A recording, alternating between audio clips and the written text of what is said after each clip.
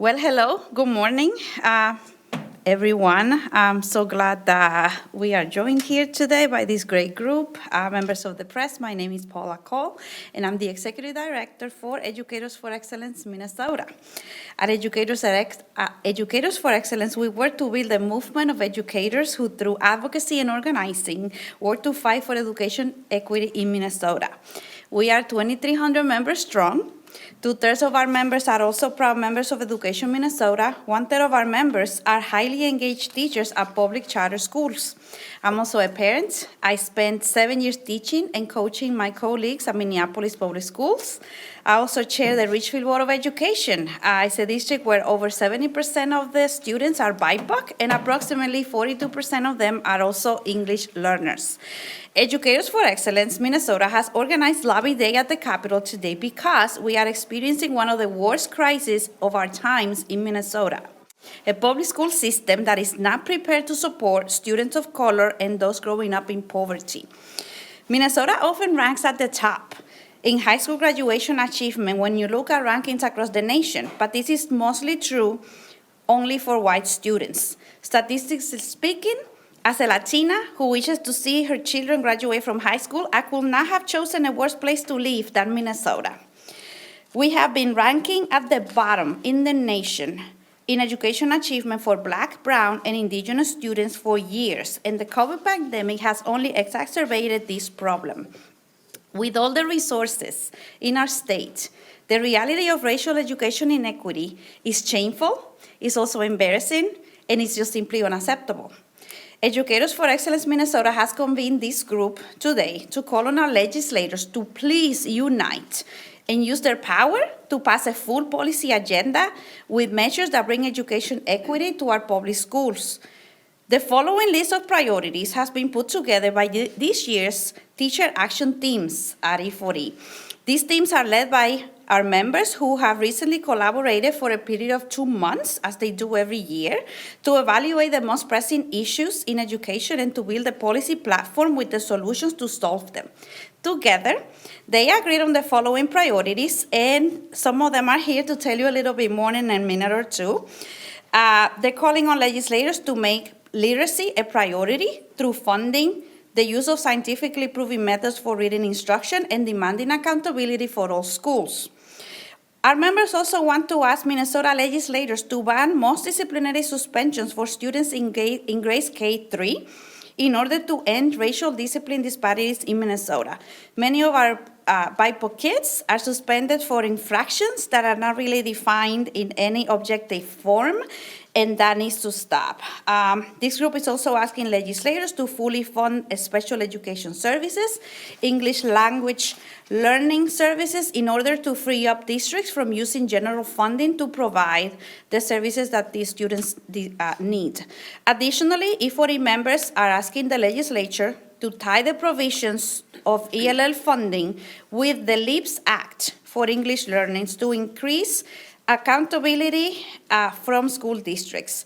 Our members are asking also the legislators to protect our tiered teacher licensure and also to invest to ensure more recruitment and retention of teachers of color.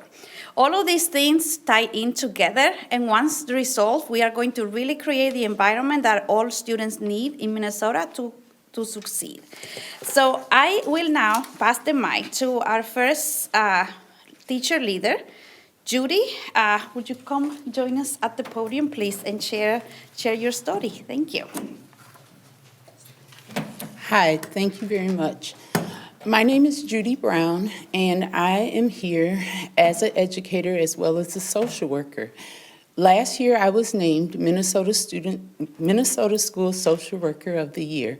And with that being said, I want to speak to you about how important it is for us to eliminate the discipline disparities here in Minnesota, which has a profound impact on all of our students, not just in Minneapolis, but the state as well. As an educator and also a Minneapolis Public Schools social worker who is in charge of the mental health department, we see overwhelmingly the number of African American, Hispanic, and indigenous students that have been disciplined, removed from school due to behaviors without a real name. Most of this is related to our students who have been out of school for multiple years due to COVID. The impact of COVID has had a dramatic impact on their inability to be educated in what was once known as traditional ways, in which they would be educated in kindergarten, preschool, in the setting, in the schools, learning the behaviors that would prevent them from being suspended. So I just want you to know that it's really important for you to fund and support the Discipline Bill HF 58. So thank you. And Hi, my name is Ann Erickson, and I have been an educator since 2003. In the last decade, I've worked in St. Paul. I'm here to talk about fully funding our special education and English language learner programs, as well as getting rid of the compensatory aid cap. Current special education and English language development funding is not adequate to cover costs for services that students are legally entitled to receive. SPED programs are chronically underfunded, which not only undervalues marginalized students with some of the highest needs, but creates deficits in our general funds for all students. At my school, we have one EL teacher who has over 120 students on her caseload. She cannot possibly meet the federal guidelines for each of these students, and even if she could, the resources at our school are more than a decade old. In our SPED department, we also lack human capital. Moreover, we have a list of students that need evaluations and services, but we are not currently able to provide all of these without dipping into our general funds that, as we all know, are a constant moving target. Fully funding SPED and EL programs would create equitable opportunities for all students, close achievement gaps, and give all students access to the education to which Minnesota says they are legally entitled to and deserve. It is important to remember that Minnesota has mandates for SPED and EL programs, but without the proper funding, these cannot be met. Similarly, getting rid of the compensatory aid cap will further provide money that is desperately needed for marginalized students. With the current formula, 95% of the students in my school are eligible for free and reduced lunch. Currently, and in years past, the state only covers 75 to 80% of these students' costs. These are students who live in poverty and frequent the local food banks. This cap exacerbates their increasing economic disadvantage and the racial isolation of their neighborhoods. In closing, there is no greater investment than our state's children. When we look at budgets, it's easy to rationalize caps and formulas for spending because it's just numbers on paper. However, those numbers represent students in need of our support and attention. The laws we have for required services and fundings are just words. If we fully fund SPED and EL programs and get rid of the compensatory aid cap, we will have the equivalent action to follow through on these promises.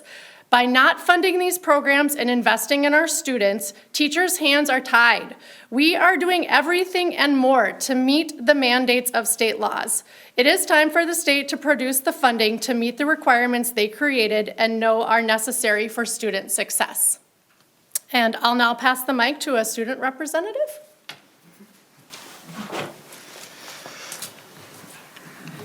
Good morning, everyone. My name is Aiden, and I'm here to speak on behalf of youth like me in our public schools. I'm currently a 9th grader. I do well at school, my grades are good, I have a couple of friends, and I'm also on the autism spectrum.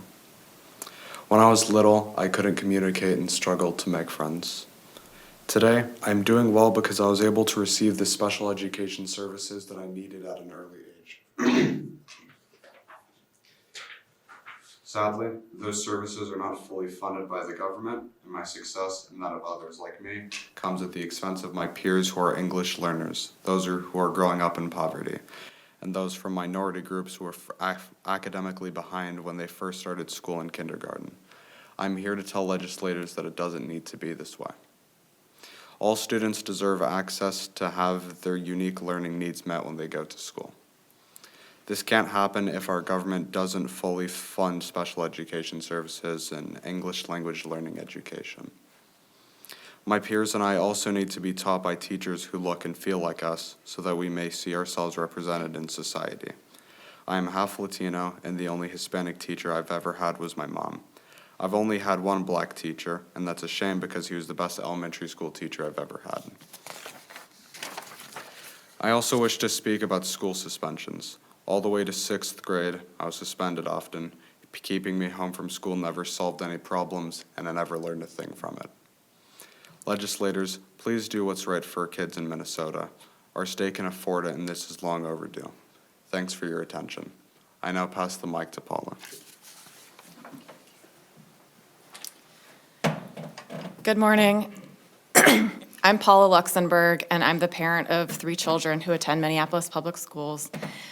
And I'm here because I want to clear up a misunderstanding that we seem to be having in the state of Minnesota. There's been a lot of talk about this $17.6 billion surplus. That's not actually extra money that we just found laying around. That's money that we borrowed, because over the past 2 decades, Minnesota has been defunding public schools. There were times when things were lean and we had to balance the budget, and so we borrowed money from our children. We borrowed money from our educators. And now we have the money to pay off that loan. We need to pay the debt, the educational debt, that we borrowed from children who are in school today who were not even alive when we took out that loan. We owe it to children like Aiden and his classmates to give them all of the services that they need to thrive. My sons are white. I'm raising 3 white sons, and I take my responsibility to raise them into being good white men in the society very, very seriously. They are also some of the only white students in their schools. Their classmates are majority black, and both my 3rd grader and my 7th grader have come home in recent weeks saying, "Mommy, why are there kids in my class who can't read?"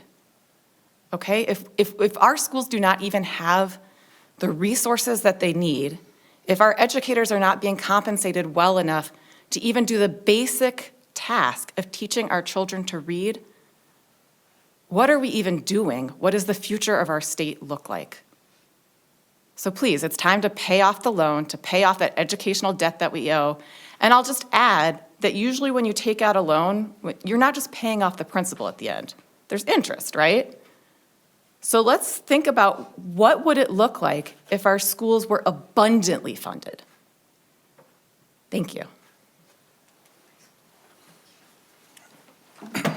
Good morning, everyone. My name is Richard Terrell, and I currently work with Harvest Best Academy in North Minneapolis as an assistant principal for their middle school program. And today I'm speaking on behalf of Educator for Excellence Minnesota. I have been in education for 10 years in various positions: paraprofessional, dean of students, intervention, culture specialist, and recently just ended my term as an intervention literacy teacher. First, I would like to thank you for allowing me to speak to you this morning and share my experiences and the importance of putting resources towards ending disparities in discipline in education amongst our students of color. We all know there is a discipline gap between students of color and white students. Black students make up 18% of the student population in Minnesota, but over 54% are subject to discipline.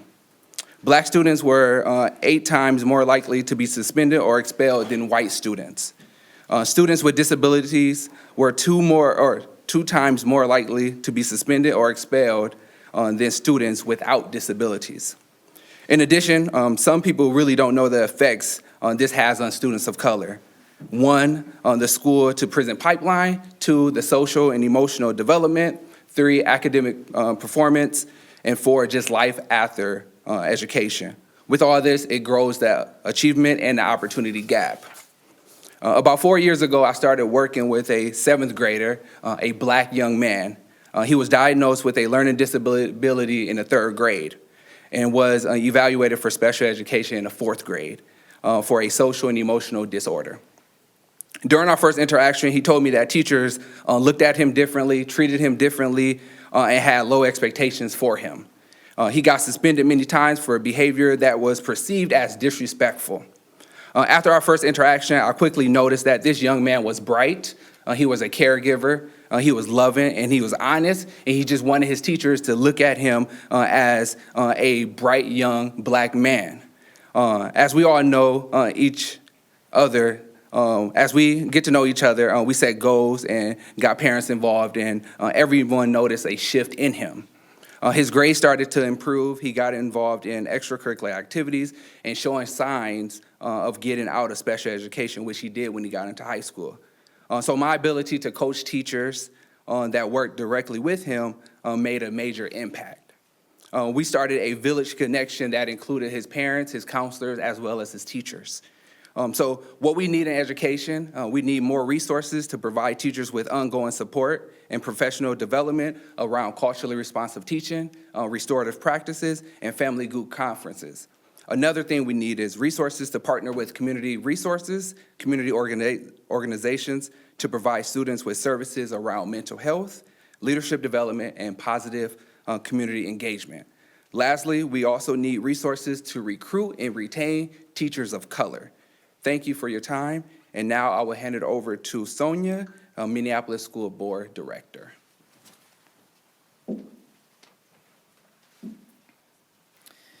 I'm so grateful for the opportunity to be here today. Thank you so much. I want to talk about the importance of funding the special education cross-subsidy. I am a multiply disabled person. I am Minnesota's first openly autistic school board director, and proud to be so. I'm also a parent in our district who ran for school board after a year of attending 40 hours of IEP meetings on behalf of my disabled child who received special education services through Minneapolis Public Schools. We need to fund our special education cross-subsidy because the services that we provide to students who qualify for special education are both legally mandated and ethically important. The students deserve those services. We've been funding special education through our general education budgets in our schools and districts because of the lack of state funding. And we now need funding to backfill the long-term impacts of having to borrow from one budget to go to another budget within our own spending structures. However, there's another piece that I wish folks talked about, which is that the separation of general education funding and special education funding really does a disservice to our kids when we conceptualize it that way. In my district, about half of students receiving special education services are in segregated placements. Segregated placements are associated with decreased outcomes academically, and they're associated with increased segregation later in life, which often looks like justice system involvement, jails and prisons. In fact, disabled people are the largest marginalized population in our jails and prisons in the United States. When we are not funding special education in a way that allows us to maximize both our special education funding and the other forms of funding, often referred to as our general fund, for the best outcomes for all of our students, we are not looking at the outcomes of all of our students. We need to recognize that, for instance, in Minneapolis, some of our most restricted settings, we have our Black students significantly overrepresented. Segregating students who receive special education is absolutely a mechanism of educational racism and feeds into the school-to-prison pipeline. So I'm asking for funding, but it goes so far beyond just making sure that a disabled child gets their physical therapy or their speech therapy or their curricular differentiation. Those things are incredibly important, and I have fought for them for my own child.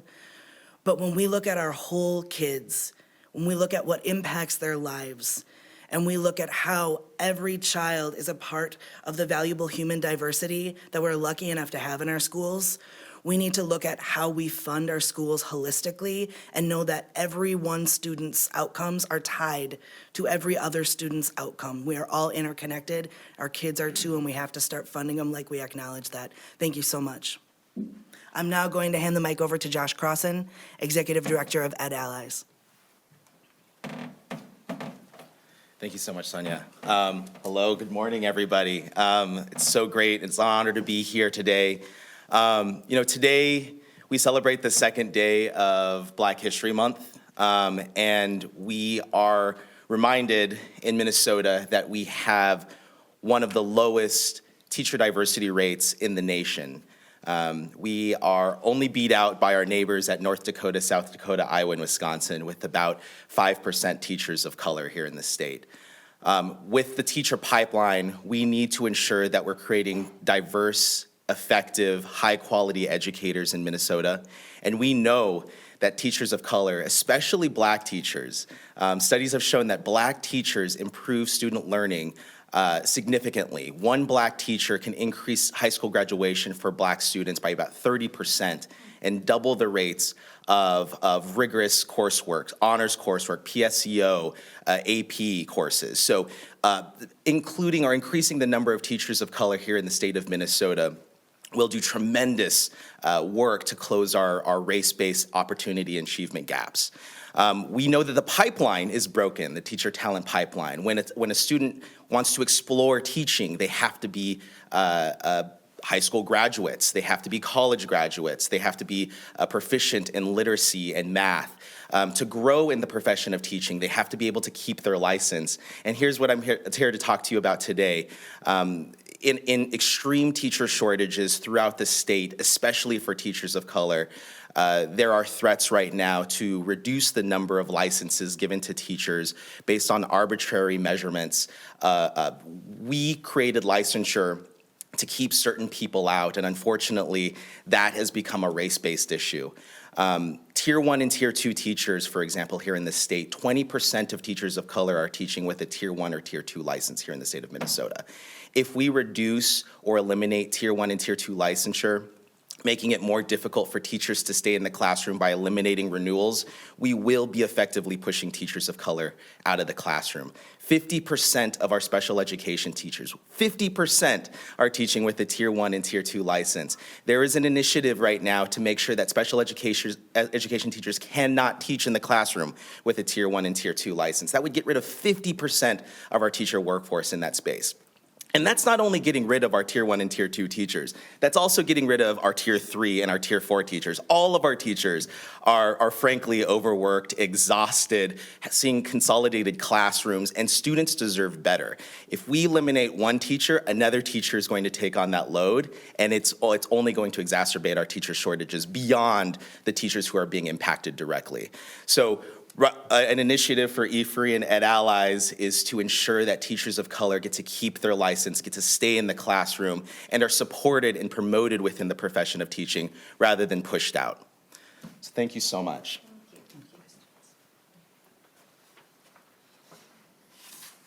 Hello, my name is Nafisa Muhammad, and I am a high school English teacher taking a time out. I'm on a break because after 8 years of teaching and going on strike, I took all that I could take. I now get to support teachers as Deputy Director of Campaigns at E4E Minnesota who are fighting to stay. I support everything they have to say, like Pahua Zhang, a special education teacher with Minneapolis Public Schools, who could not speak for herself today because of the special education teacher shortage. She states, through years working in special education, I have learned to understand the impact and importance of providing a quality service for the students, especially students who are from challenging socioeconomic backgrounds. A huge number of students in special education are Black and brown students who look like people in my communities and me. Special education became much more than a career choice, but as a way to help my own BIPOC communities. I also get to support what they say through the notes of over 100 teachers, parents, and community members who also support what these teachers, parents, students, elected officials, and community members have to say. And you should support them too.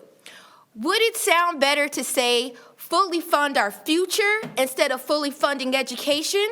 Fully fund future educators of color by investing in the pathway now. Fully fund the educational needs of all children so that they can get so they can do more than survive. Invest in high poverty schools. Invest in children who learn differently or speak another language other than English now.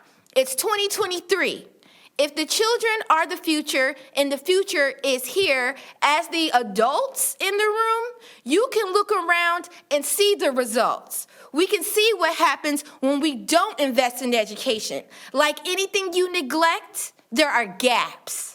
Gaps that have generational impact on many, many Black and brown communities. The color of their skin, the language that they speak, or whether or not they are differently able should not determine whether or not they'll have the resources they need in order to succeed, to be treated fairly, or to see the reflection in the classroom instruction. It's 2023, and we have more than enough to guarantee a quality education for all students. Thank you for listening to your constituents today.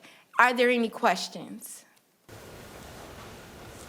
I'm wondering if one of you can talk about whether you're feeling optimistic that this might be the year that some of these provisions get adopted, given the budget surplus, given the DFL trifecta in the legislature. Just how are you feeling about that? We are feeling cautiously optimistic, especially with funding, because of what definitely the power is more unified. The thing with funding, though, we sometimes think that money is going to resolve everything. And if we just don't do measures of accountability to go with it, we just keep throwing money at the pot, and then 2 years later, nothing has changed. And then you have the people saying, oh, see, money didn't work, and we should then fund it. And then this just goes back to the circle. So that's why we are, wherever we go, we talk about, yes, we need the funding. Yes, we need to fully fund all of these services, but we also need accountability to go with it. I'm an elected official.